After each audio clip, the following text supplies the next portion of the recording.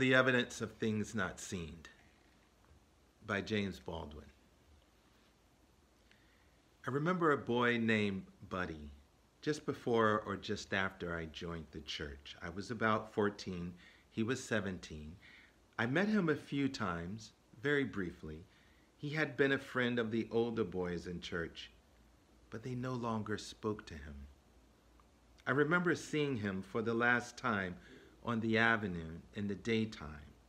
I was coming home from school. He looked very sad and weary, with a cigarette between his heavy lips. I remember the cigarette because the cigarette signaled, proved his sinful state. He had been a member of the church, sanctified, holy, but had backslid, had gone back into the world. And we were forbidden to speak to him. By speaking to Buddy, I risked a reprimand and might have been forced to undertake a purifying fast. Yet, I spoke to him. We talked for a little while, but he scarcely knew me. I was not one of the older boys. I still remember his face, lightless and lonely, unbelievably lonely, looking at something far away or deep within. I remember watching him walk away down the avenue. In my memory, he was wearing a black winter coat. I never saw him again. Very shortly afterward, he died, I was told, of TB, tuberculosis. The encounter, his face, and the aftermath, his death, haunted me for many years. In some way, obviously, it haunts me still.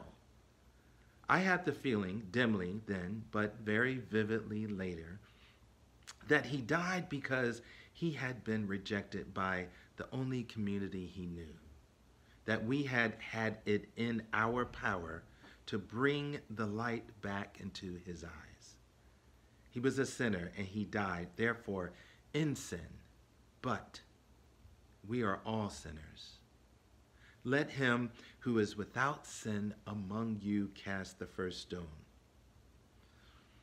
But I could not say that then. It was when I found myself unable not to say it that I too left the church, the community.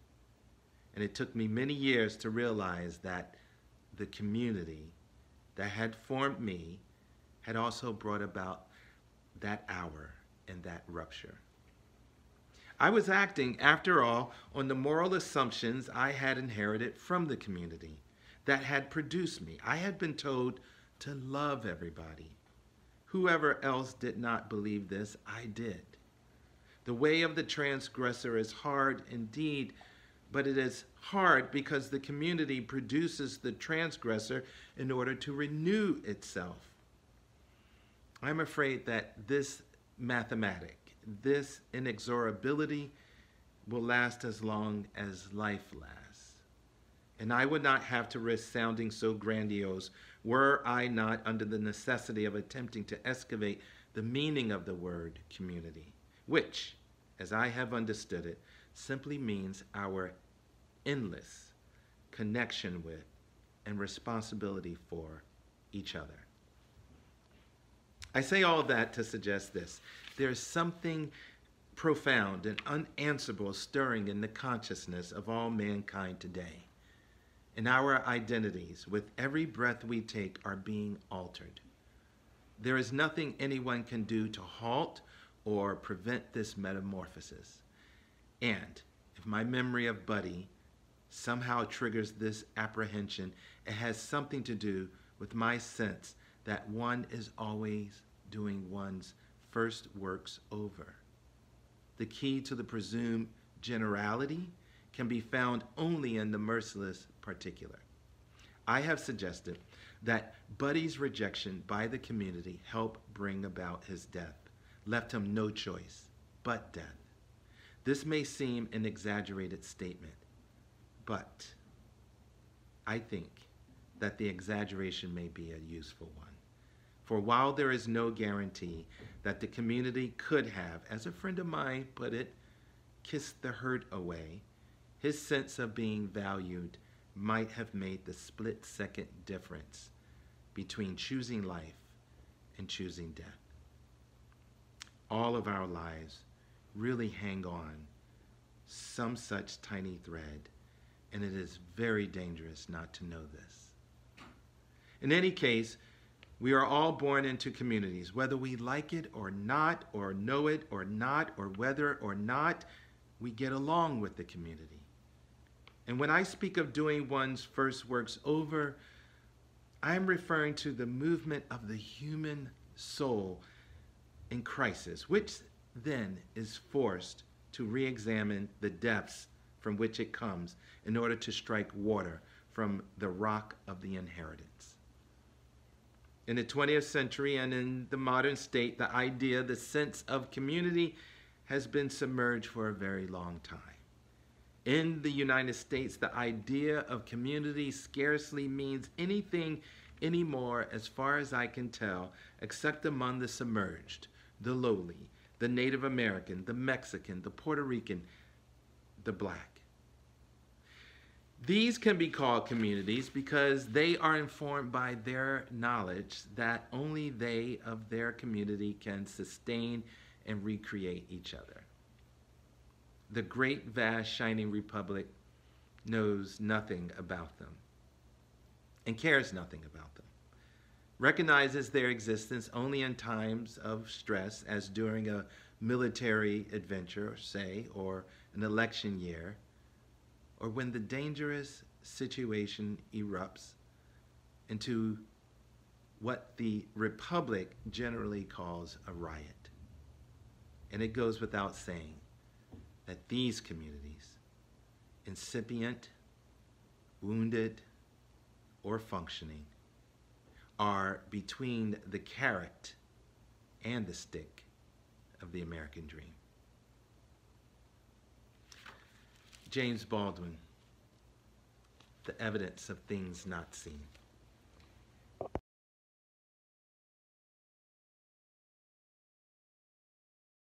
Greetings, I'm Terry Bailey, and today I will be reading an excerpt from James Baldwin's Notes of a Native Son, as featured in the Norton Anthology of American Literature, 3rd edition, Volume 2. All of Harlem, indeed, seemed to be infected by waiting. I had never before known it to be so violently still.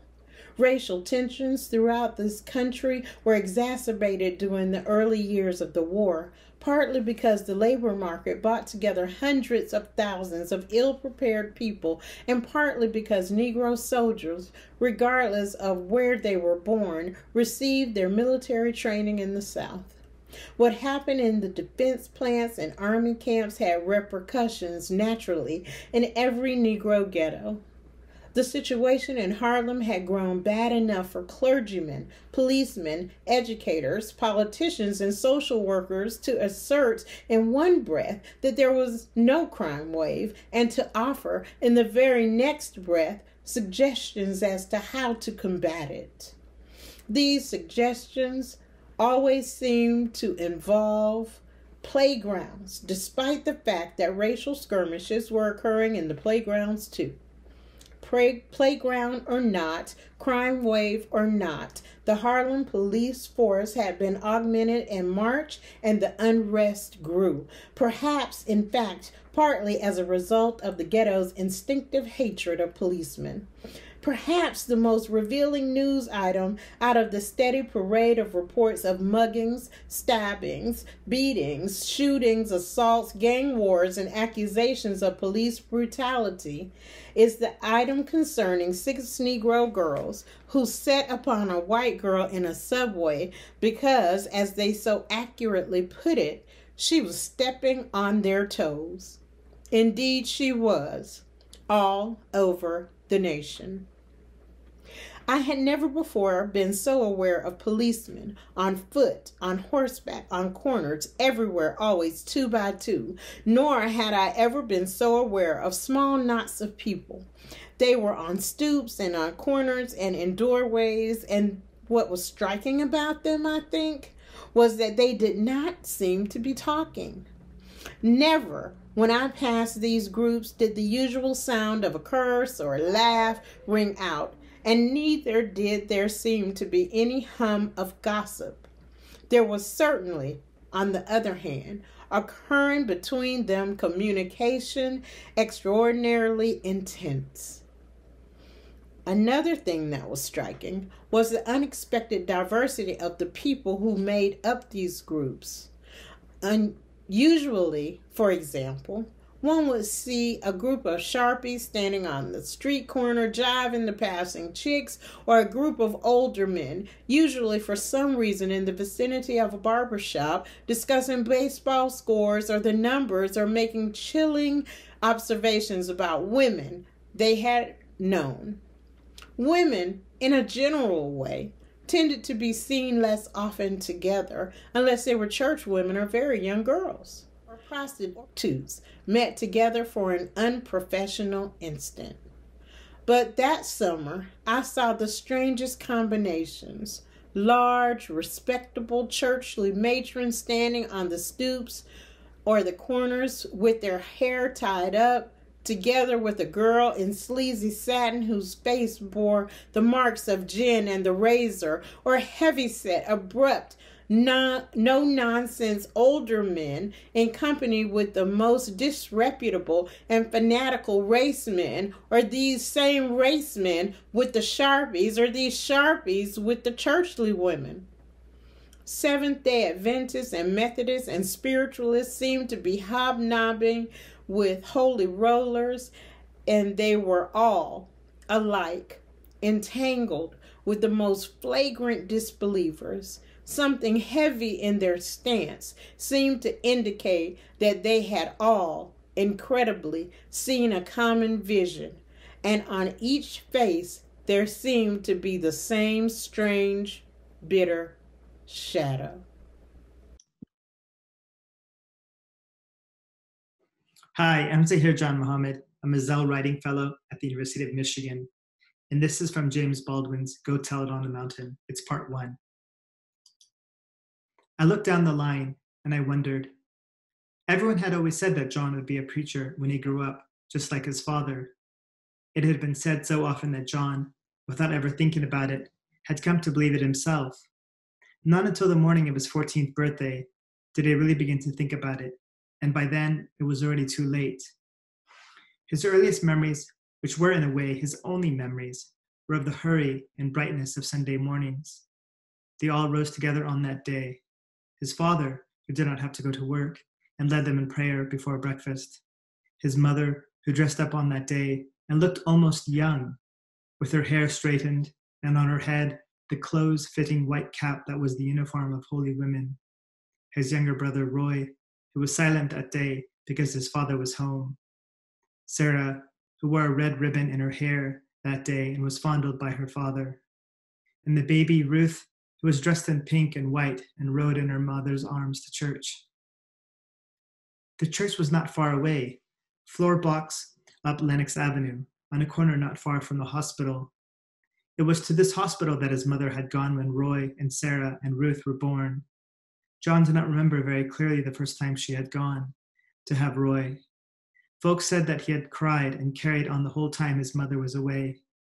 He remembered only enough to be afraid every time her belly began to swell, knowing that each time the swelling began, it would not end until she was taken from him, to come back with a stranger. Each time this happened, she became a little more of a stranger herself. She would soon be going away, Roy said. He knew much more about such things than John. John had observed his mother closely, seeing no swelling, but his father had prayed one morning for the little voyager to be among them, and so John knew that Roy spoke the truth.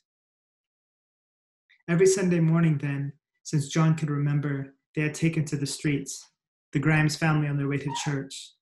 Sinners along the avenue watched them, men still wearing their Saturday night clothes, wrinkled and dusty now, muddy-eyed and muddied-faced, and women with harsh voices and tight, bright dresses, cigarettes between their fingers, were held tightly in the corners of their mouths. They talked and laughed and fought together, and the women fought like the men. John and Roy, passing these men and women, looked at one another briefly. John embarrassed and Roy amused. Roy would be like them when he grew up if the Lord did not change his heart.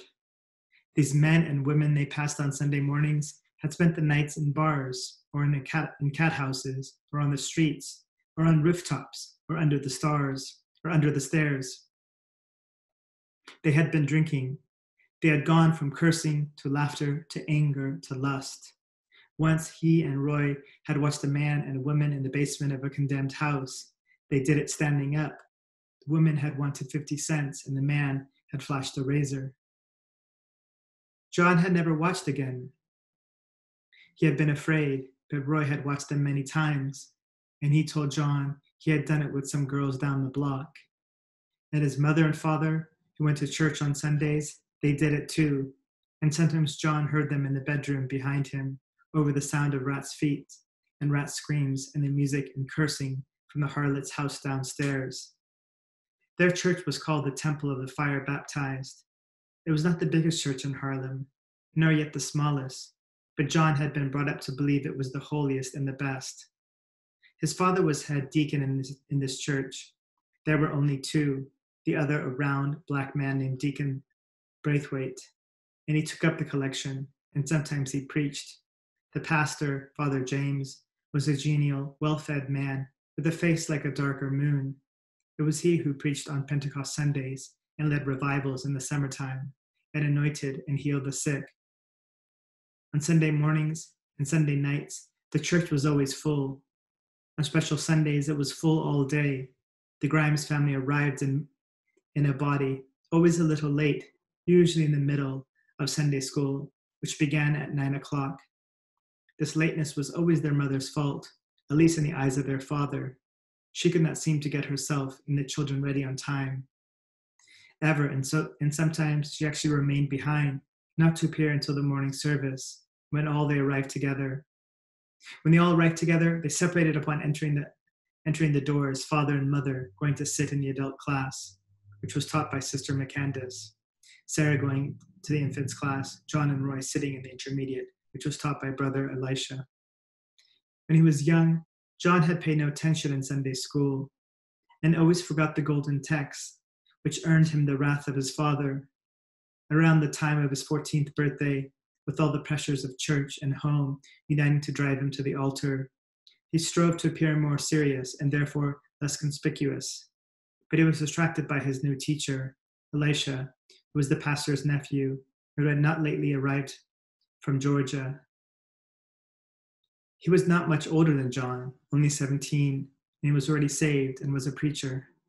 John stared at Elisha all during the lesson, admiring the timbre of Elisha's voice, much deeper and manlier than his own, admiring the leanness and grace and strength and darkness of Elisha in his Sunday suit, wondering if he would ever be as holy as Elisha was holy. But he did not follow the lesson, and when, sometimes, Elisha paused to ask John a question, John was ashamed and confused, feeling the palms of his hands become wet and his heart pound like a hammer. Elisha would smile and reprimand him gently, and the lesson would go on.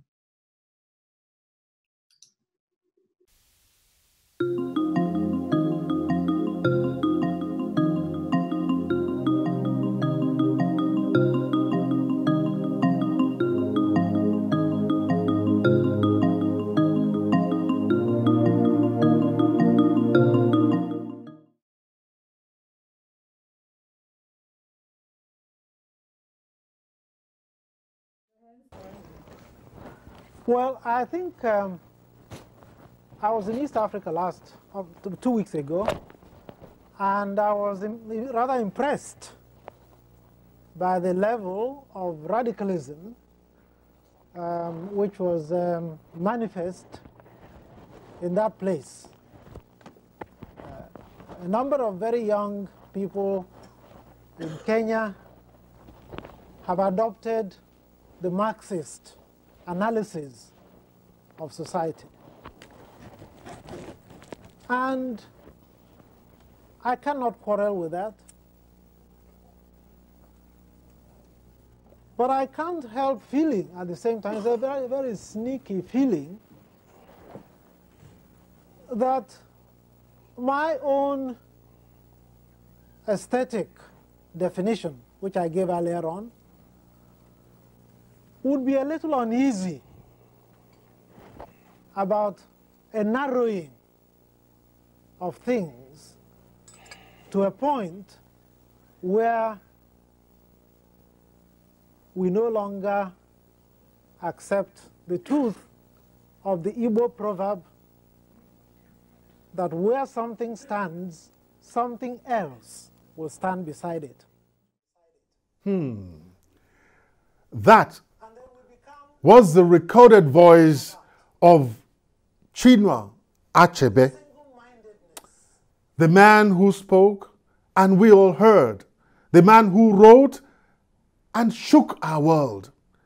His voice may never be heard again, but the grains and the gain from his voice and his works will remain with us for very long. You know, the literary world marked 7 years since Professor Chinua Albert Achebe joined his ancestors. He was many things to many people. For example, his son, Chidi Achebe, in remembrance of his father, once sent a message around on one of the social media platforms saying, and I quote, "My dad, Chinua Achebe, novelist, poet, critic, crusader for social justice, reluctant politician, advocate for the voiceless, died on this day in 2013. Author of over 20 books, including 5 novels, collections of poetry, children's books, and essays.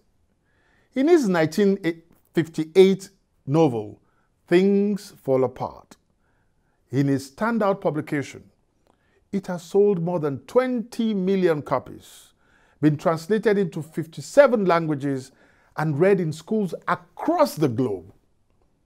Love you, Dad. Thank God for your life." End of quote.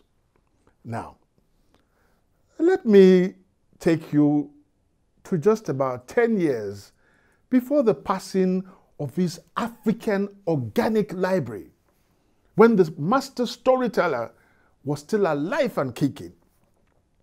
It was as a Achebe colloquium, which took place in 2010 in conjunction with Brown University, Rhode Island. I recall faintly writing in my diary, and don't forget, no memory is perfect, so you have to bear with me in case I mix up a few things. But I will share with you for whatever it is worth. How does one reconstruct the dance steps of an intimidating masquerade?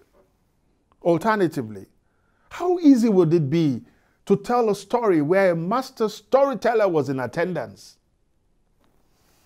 The Festival of Ideas and Debates took place over 2 days at the Marriott Hotel in Providence, Rhode Island, in a city said to have been founded by a religious exile from Massachusetts Bay area in 1636. As other official accounts have it, the city has rebranded itself and is now known as the creative capital. You got it. It thus makes sense that an Achebe colloquium found soil in a place such as Brown University. Do not ask me how and when this creative marriage of Pa Chinua Achebe and Brown University came about. All I know is that the official publication of Brown University quoted president of the university, Ruth Simons, as saying that Achebe made it crystal clear from the outset that his concern was to bring issues involving Africa to the attention of the world. But Achebe, in his usual self, in his usual way, not only brought attention to issues tearing Africa apart, he got most of us at the event standing at attention. I won't detain you with the confluence of coincidences that happened at the event. But let me lead you along as I distill facts, fantasies, and flashes from my own memory. If the truth must be the core of my narration, then you need to know a few things about how I found myself at a colloquium. I was neither invited, nor did I follow the laid down procedure for registering for an event such as that. In this day and age, when all is about coronavirus, it was different then. We all could come together. We all could stay together and discuss. But now everything is virtual. Who was there or who was not at the event is a moot point. It is preposterous to list who was there or just take a few names of those who were present. Well, if you're hearing or watching me far from Rhode Island or from Gainesville, then you did not have the wings to fly to the august gathering that played host to people like late Ali Mazuri, late Ambassador Adeboale Adefuye, but the alive and kicking former chairman of INEC in Nigeria, Ataru Jega, or Kenneth Harrow, the literature guru who was formerly at Michigan State University, then Radical, and a host of former American and African ambassadors. Let me not open the whole box of memory, but just to say that the colloquium was not during a time like this. 7 years have since rolled past, and the works of Professor Chinua Achebe remains relevant even until this day. All I have to say and invoke is that may his soul continue to rest in power and return for repeat performances in the land of ancestors. For record purposes, as if you did not know, he died in Boston, United States of America, on the 21st of March, 2013. That day may soon become globally the Achebe Day. He lived for 82 years, and in those 82 years, he planted his feet on this soil. Once again, may he rest in perfect peace.